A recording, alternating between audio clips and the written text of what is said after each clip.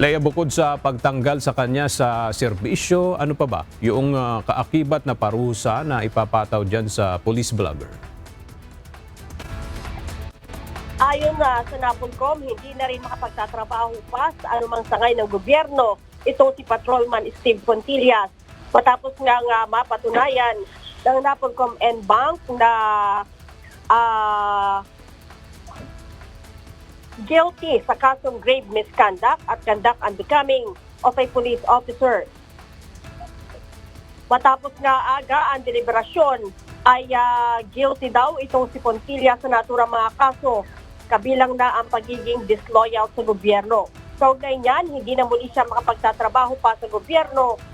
At sinabi din itong si Vice Chair ng NAPOLCOM na si Attorney Kalinisan na naway magsilbing babala ang nangyari kay Contillas dahil sa hayagang pagkiling sa politiko.